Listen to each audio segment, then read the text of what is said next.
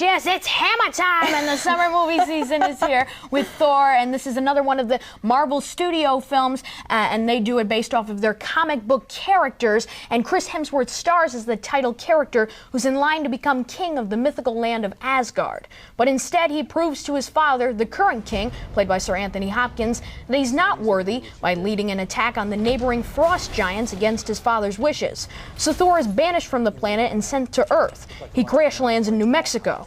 There he meets a group of scientists, including Jane, played by Natalie Portman, who are studying strange atmospheric phenomenons. And they soon discover that there's nothing stranger than having a possible Norse god from another world in their midst. U.S. government officials also want to know what's going on with Thor and that hammer that's stuck in the ground that no one, not even Thor himself, can get loose. So this seems like it has all the makings of a great action film. Does it actually deliver? Unfortunately, no. I mean, the story bounces back and forth between what's going on in New Mexico and Asgard, and I like the scenes on Earth a little bit more. They're a little more effective. There were a lot of Clash of the Titans flashbacks for me involving all the god stuff and Thor and his father and his brother, which is not a good thing.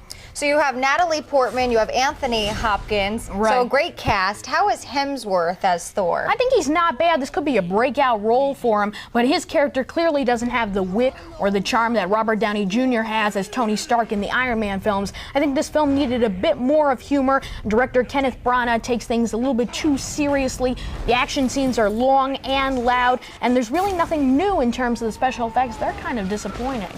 And obviously a movie like this, there's always lots of violence. Is it okay for kids? It's rated PG-13 for the comic book style action violence, the typical stuff we see in these films. I think it's good for kids 10 and up. They probably won't like all the mythological stuff, but they'll like all the battle scenes and the creatures. If you're a fan of the comic book or you're a fan of all these Marvel Studios films, it's definitely a must-see. And we need to find out what is the grade for this movie. On the Official Kid Group report card, Thor gets a C. Overall, pretty average and disappointing. Not what I was expecting to start out the summer movie season with.